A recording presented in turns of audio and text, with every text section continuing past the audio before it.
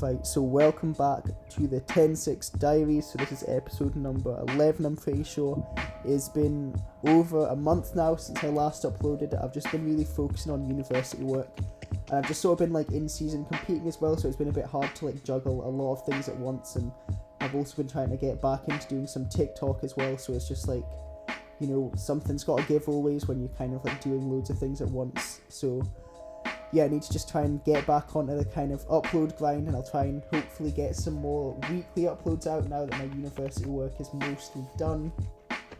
But yeah, I'm recording this on my MacBook microphone as well. I've got my laptop tilted to the side, so I'm hoping that the audio on this is actually alright, and it's not too bad. So it actually ran yesterday as well, so I'm not really going to spoil it because that'll be in next week's video, but I did run a little bit faster than last time. And I had my equivalent to Michael Jordan's flu game. I've got a cold at the moment. You might be able to hear that I'm a bit stuffy. But yeah, still managed to perform pretty well yesterday, all things considered. So I was quite happy with how it went. And I think I can definitely build on this for the Scottish Championships in a few weeks' time. So the plan is just to train really hard for the next few weeks. And then we'll taper off for the Scottish and hopefully do well. And then I'll possibly have one more meet after that, depending on how I feel and if I think it's something that's smart to do. But I'm going to discuss that over with my coach and see what his thoughts are on it as well.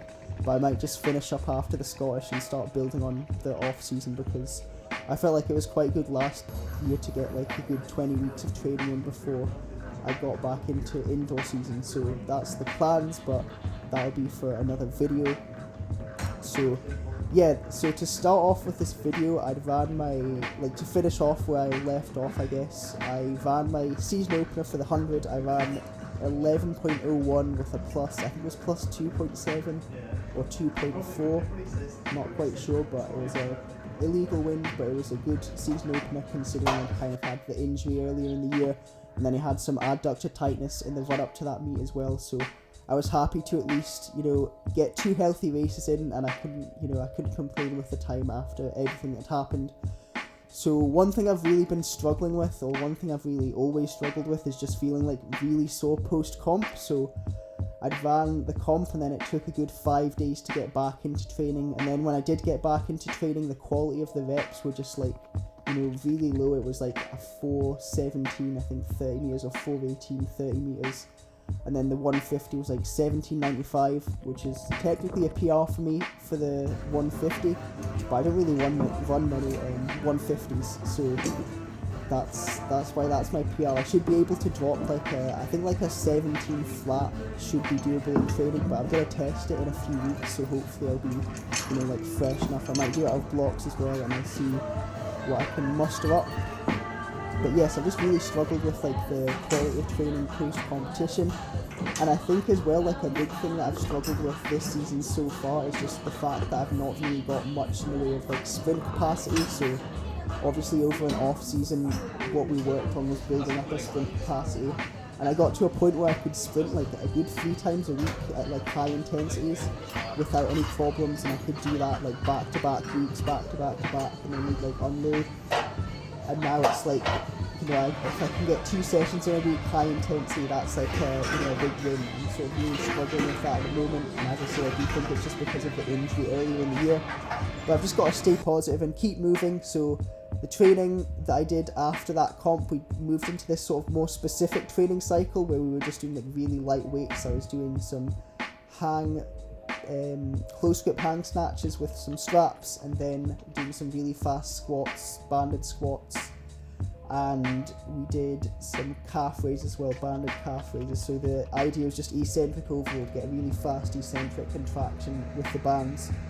So then I was preparing for the Northern Irish Championships. That was my next meet, but I decided after my season opener that I would run I'd run at this small open graded meet on a Tuesday, and that went absolutely terrible. So I obviously did my session 5 days after competing, and that was really slow, and then a few days after that I went and competed down there, and yeah, I just ran some of my worst times ever. It was 11:44 and 11:48, so that's my second slowest time I've ever ran, 11:48, so I wasn't happy with it, but I don't think I just think it wasn't a great idea to just like train for that competition. It wasn't like productive really. So I don't think I'll do that again. I think I'll always try and make sure that I'm fresh for competitions, because I feel like there's maybe not much of a point of just like training through a competition, you know, like paying, like I paid like £60 or £70 to, you know, go down and compete, like get the train down, get the train back up, you know, paid for the meet and like food on the way to the meet and stuff. So it's like, I feel like it's probably a waste of money and a waste of time, because I'm not actually getting like good quality reps in, which I think is honestly one of the most important things for sprinting. So I wasn't really happy with that race. I was really kind of down after it actually, but I had to just kind of, you know, pull myself together and get ready for the Northern Irish Champs. But unfortunately, travelling on the public transport down to that meet, I caught a cold. So this is like the second cold I've had in a month, because I've got this cold now as well.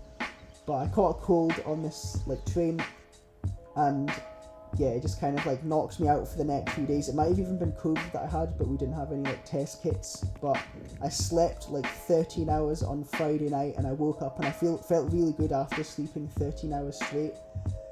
But it took me a good few days then to get back to it, and I want to be cautious with, you know, actually getting back to sprinting, because one thing I've had in the past after being like ill, having like colds or like, you know, just like an illness, is that sometimes I get like a tight abductor afterwards, similar to what I had back in May. So one thing I want to be cautious with is just like, you know, going back into sprints. So I just took an extra few days for the sprints, and I'm sure that helped me out in the long run and made me get a better quality session in. But yeah, I ran quite well during my next session. I think it was like a 4:12 from the blocks with some wind behind me, and then I think it was like a 198 20 meter fly, which I timed at a 2.01, 240 FPS fly for that. So that was like a solid, like a really good training rep before the Northern Irish Championships. I wanted to just get like one maximal session beforehand. I didn't want to kind of go in with like too much rest, because as I've like had in the past, with too much rest I find that it'll kind of like ruin my fitness and just make me like really slow. So I made sure to kind of get at least one session in. And then Northern Irish Champs came. I ran 11:17 or no 11:24 sorry, with a minus 0.7, and then 11:32 with a minus 1.4, and I finished stone dead last in the last race. And that was like, it was really demotivating. I think just the times as well, like I feel like I should be a lot better with where I sort of was, you know, early indoor season. I was running really well and I was on track for some, you know, fast times, and then it's just like came outdoors and it's just not really materialised. And I think just, you know, everything that's happened, it's just been really hard to kind of get back into the groove of things. But thankfully I am starting to get back into the groove though. As you see there, I ran a really good training rep. So 2 days out from my next meet, I ran that 30 metre session, and I ran 4.07 without the reaction time. I think it was like 4:17 with the 3 lap reaction time. So I was like super stoked to do that, because that was a PR for that track, and that track's like a really old slow track. It's like, it was built in 1989, so it's like 34 years old. But I was really happy to run, you know, my PB for that track, and I was like ready to compete. So I did that 2 days out. I ran 4 times 30 meters, and then I also did those jumps there because I was starting my TikTok series again. So I sort of had 2 days back to back of like quite intense, like explosive activities. But I just did like the jumps that I showed you, or the jumps that are in the video, are just the jumps that I actually did. I didn't do like any more or any less. I just sort of went straight into it with that. So I think like 3 days, this was like technically the 3rd day of like, you know, explosive, like, you know, high demand activity. And I ran 11:17 with a plus 2.1 wind in the first race, and I was honestly like really like demotivated after running that, because again it was just like, you know, my times just hadn't been as good as what I was sort of hoping they would be at this time of the season. But as I say, you know, with the injury and everything, there's not much I can expect. But yeah, so I was really considering like actually just going home after this run, because I was like, the meet was running, I think it was like half an hour to 40 minutes late, and the last train was at, I think it was like 10 o'clock, so I was like borderline gonna miss the last train if I didn't finish up. So I ended up just staying. I was like, right, there's like nothing to lose. I took a little caffeine pill, which is something I've never done in training before. I've done it like a few times in the past, and I know it does help me out a lot in like jumping and like jumping exercises, but I've never really tried it with sprints. So I was like, right, there's nothing to lose. So I just took this 200 milligram caffeine pill and threw caution to the wind. And when I was doing my block starts, it kind of just started to like hit me all of a sudden. And I had a really good 10-meter start, really good 30-meter start, and then I was like, right, it's just go time after the 30. I was ready to go. Is that close? Went to go and run. Was like really focused. I could really feel my heart beating and like racing, but I managed to kind of just do a little bit of meditation beforehand. I always like to do that, and I felt like that really kind of focused my mind and centered me. And then got into the blocks. Ran 11.01 with a plus 1.6 wind, so finally managed to get a legal season's best of 11.01, which is my second fastest time ever, so I was like, really happy to run that, and it was good to finally see a time that I thought I should like be running after, like a month of just really poor quality sprinting. So I think I'm definitely, back in a good state of fitness, and I'm ready to, finish the season out at the Scottish and possibly like further out after that as well. But yeah, that's really been about it for the update. So I hope you enjoyed, and I'm sorry I've not been uploading as much, and hopefully I will be back to a more consistent schedule. So thank you for watching.